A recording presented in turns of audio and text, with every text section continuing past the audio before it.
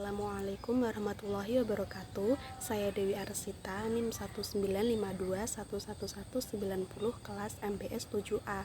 Di sini saya akan mempresentasikan proposal bisnis plan mengenai jamu kunyit asam dengan topping biji selasih. Selanjutnya ada abstrak. Kegiatan usaha ini bergerak di bidang minuman tradisional, lebih tepatnya yang bernama Usaha Nanas Jamu Sinom. Usaha ini memproduksi jamu tradisional, khususnya jamu kunyit asam dengan topping biji selasih.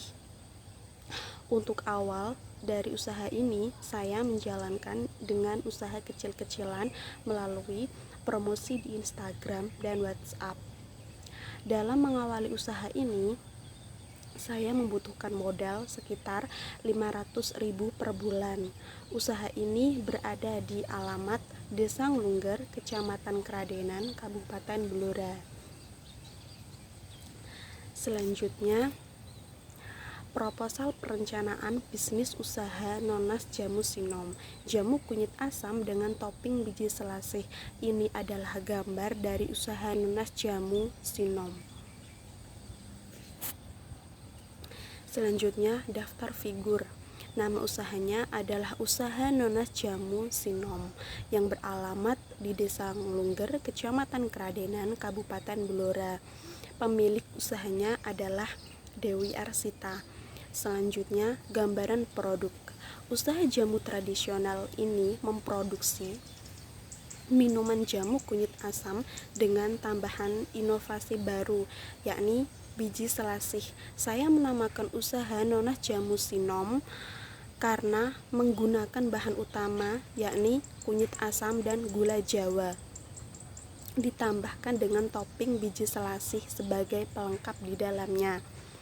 Di sini saya memproduksi minuman jamu kunyit asam dengan memperhatikan kesehatan konsumen. Setiap memproduksi jamu kunyit asam, saya menggunakan bahan-bahan yang alami. Selanjutnya, latar belakang usaha. Jamu merupakan minuman kesehatan dari bahan rempah-rempah, termasuk jamu kunyit asam. Minuman jamu kunyit asam dengan inovasi topping biji selasih kaya akan manfaat dan harganya pun terjangkau. Menurut beberapa penelitian, obat tradisional banyak digunakan karena tidak memiliki efek samping dan mudah dicerna oleh tubuh. Jadi, jamu kunyit asam dengan topping biji selasih adalah minuman perpaduan minuman milenial, yakni minuman tradisional dan modern yang kaya akan manfaat. Jamu kunyit asam topping biji selasih dijual dalam bentuk cairan di dalam wadah botol yang dipasarkan secara offline maupun online dengan tujuan praktis dibawa kemana-mana.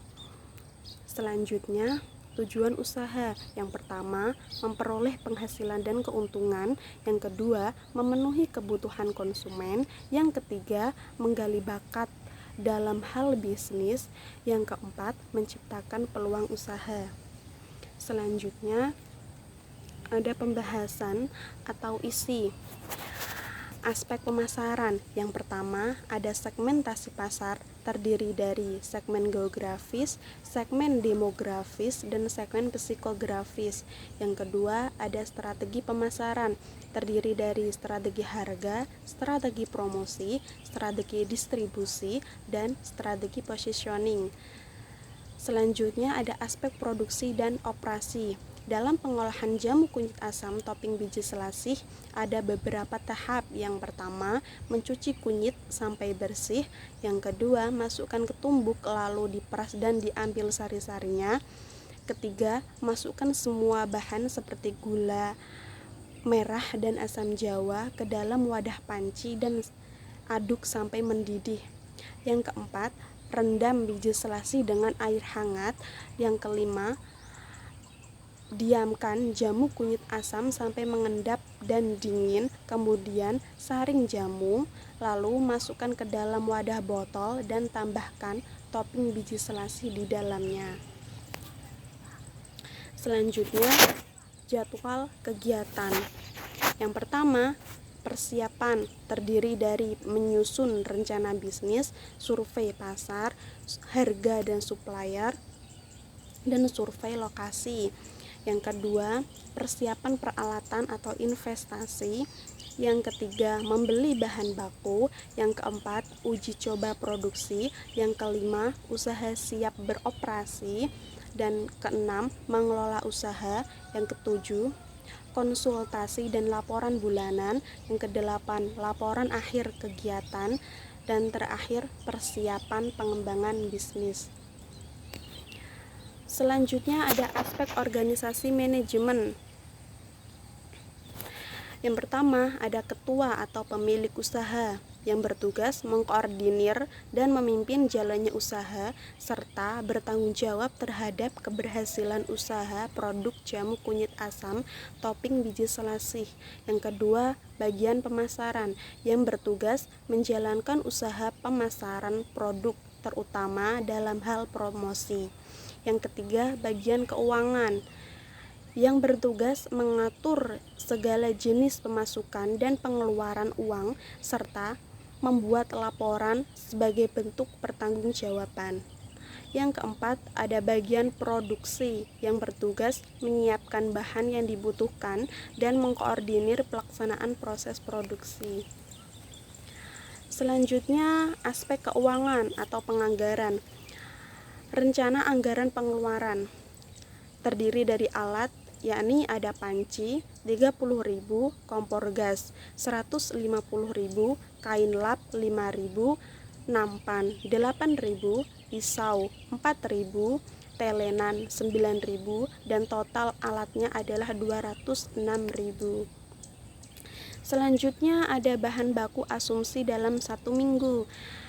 Yang pertama ada kunyit seharga 45.000, biji selasih 10.000, asam jawa 20.000, gula 3 kg sebesar 33.000, garam 5.000, wadah botol sedang 60.000, galon 36.000, gas 3 kg 60.000, dan total bahan per minggu adalah 269.000.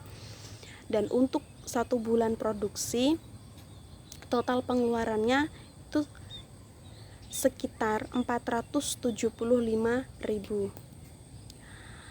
Baik, sekian presentasi dari saya. Apabila ada salah kata, saya mohon maaf. Wallahul muwaffiq ila aqwamit thoriq. Wassalamualaikum warahmatullahi wabarakatuh.